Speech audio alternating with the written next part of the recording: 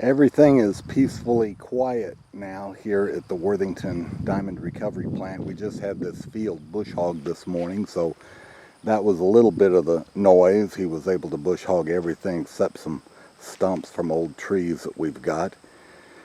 But the other noise was we were running our diamond recovery plant here, and everything went great. It was a smooth run. Mac fed 8 half-ton loads into the top, so we processed 4 tons of ore from 7 a.m. to 9 a.m. Actually, I kept running the plant till 10 a.m. because Mac had loaded it up in the scrubber.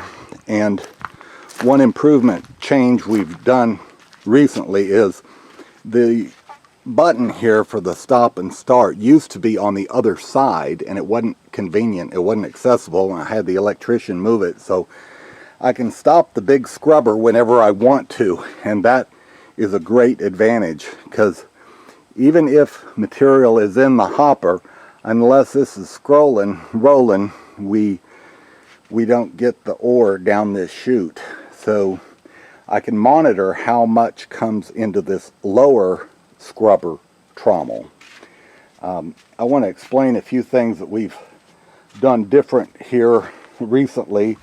Sometimes I explain while the equipment is running, but that's pretty noisy and I don't know if you can hear too well. So this is a diamond recovery plant we had imported from South Africa, and when it came, this was the end of the process. So all of the small material drops through here and is jigged on the other side. The coarser material drops through here, and then these bigger rocks just dropped out the end the way it used to run. But now we added a rock crusher, and everything goes into this rubber funnel and is crushed, and the rock crusher discharges directly down. It just gravity fed as it crushes. It's a jaws crusher. As it crushes, it drops down into this swirling gravel pump. So it's spinning around.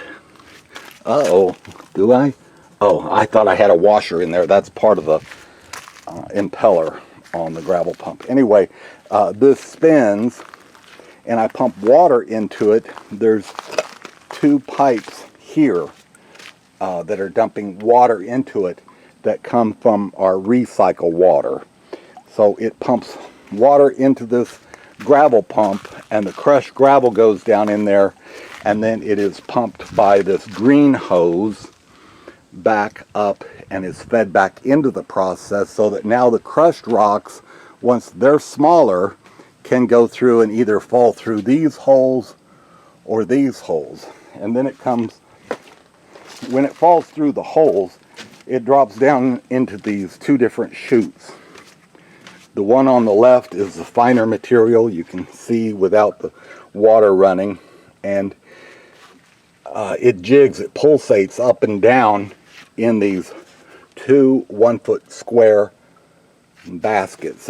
They've got wire on the bottom, and it's jigged by this rubber tire jig. It moves in and out, and it creates a pulse where it throws everything up, and the light material water falls over and out of these baskets. It goes from this one, and if it's not caught in the primary one, it's caught in the secondary backup screen.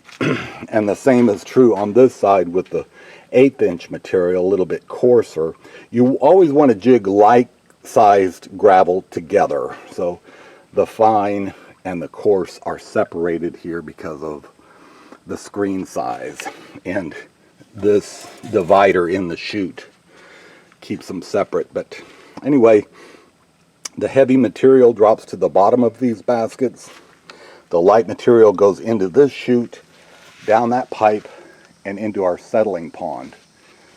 And a lot of water goes with those tailings, and the water then is pumped back into our supply water pond, which is over there. We have a supply water pond.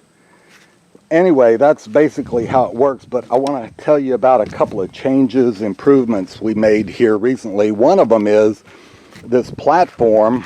I had the legs left over from, originally when it came from South Africa, it was supposed to set up higher on legs, but that didn't work out for us. The height was too high for feeding, so we just put some 6x6s and 4x4s under there for the legs, the support, and these were just laying around, so I stuck them in here and I made this platform so I can safely walk back and forth from that side of the plant to this side of the plant. But one change I made, and it's simple, it just nothing serious, but it really helps.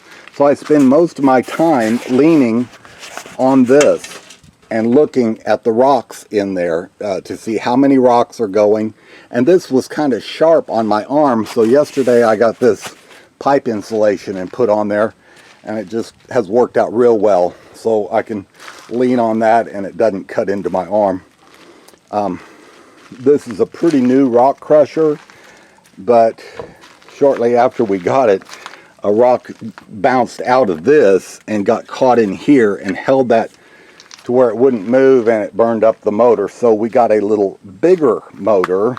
The other was 1.5 horse. This is 2 horse, and it has a reset on it. So if we ever did have a rock catch like that, it would shut the motor off rather than burn it up, and that's a good thing.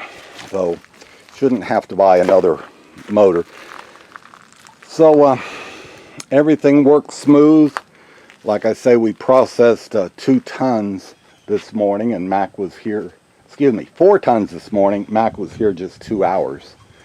But the plant actually ran for 3 hours just to flush it all through. So what I'm going to do now that things are shut down is empty these 4 baskets, and then I'll take it over to our mining carport here. I've got shade, and I'll take that material over and jig it, and that's when we find diamonds. So at this point we don't know how many diamonds we've separated out of the rest of the material, but we will after we jig through it, and then my wife's coming tomorrow to sort through the dried gravel that I jig.